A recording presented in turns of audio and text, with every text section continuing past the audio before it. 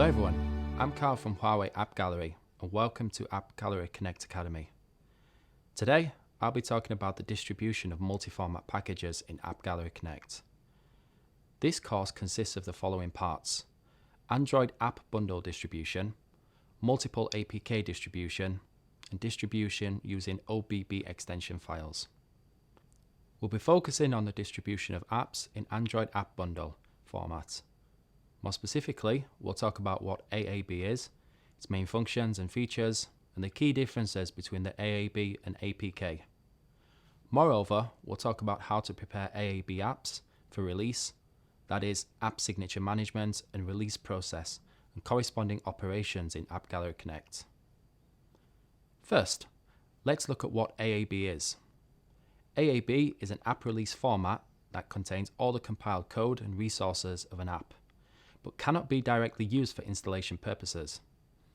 After the AAB is submitted to the distribution platform, the distribution platform compiles and generates APKs, performs app signing, and dynamically generates an installation package based on the user's device. This results in a condensed app package. Phones can come with 32-bit or 64-bit CPU architectures and vary between low density, high density, and ultra high density screens. Your app will require multi-language support if it is intended for global release. Meanwhile, to support a wide range of mobile phone models, the configuration files mentioned above are included during app packaging, although it is worth pointing out that users do not need all of these files. Take the AAB as an example. We will split APKs based on the CPU architecture, 32-bit or 64-bit, screen pixel density, and language resource package. After splitting is complete, only some APKs are used for a specific mobile phone model, such as Huawei phones use only the 64-bit CPU architecture. We can also assume that the screen is of ultra high density and a language package is used, which will be Chinese for the Chinese mainland market. This helps significantly reduce the size of the app package on the user's device.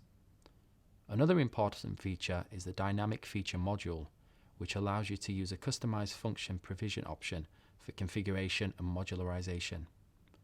Assume that we have an app in which the function of contacting customer service can be downloaded and installed only when users have a demand for it. After installing the app, users can choose whether to download the necessary functions. Since March 2020, AppGallery Connect has enabled you to release apps in AAB format and has seen more than 400 apps being released. Let's take the VivaCut app as an example to illustrate the differences between APK and AAB formats.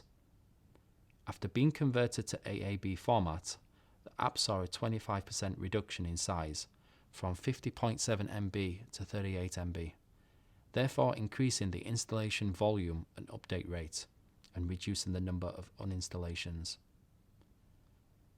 Now, we'll describe dynamic delivery in detail.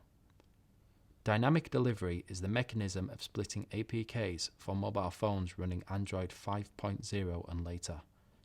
Split APKs are similar to standard APKs, and Android can recognize multiple split APKs as one app. The preceding figure shows the structure of an AAB file after splitting. You can see the base APK and the corresponding configuration APKs at the top. The base APK is downloaded and installed first, and it provides the basic functions of the app. Configuration APKs contain the native libraries and resources for specific screen densities, CPU architectures, or languages.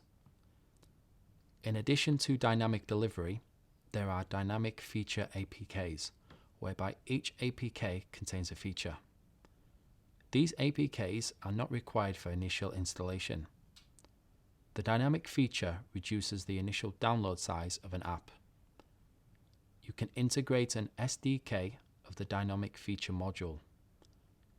In this way, functions that are not commonly used can be downloaded only when needed, or downloaded only from devices that support specific features such as photo taking or augmented reality. Specifically, there are 3 function provision options. First, functions are downloaded together with the app. For example, the digital product purchase guide can be downloaded by default together with the app. Second, functions are provided on demand. For example, if only a small number of users utilize the customer service support function, the feedback function can be configured as on-demand download. That is, this function is downloaded only when users want to contact customer service. Third, functions are provided only when certain conditions are met. For instance, if an app's function depends on a hardware feature, such as fingerprint recognition, an independent dynamic feature module can be created for processing to reduce the initial package size of the app, and the module is configured to be installed on user devices that support the feature.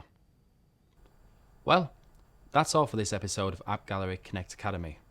To learn more about our services, scan the QR code to visit our website. And if you have any questions, please send us an email. Thanks for watching and see you next time.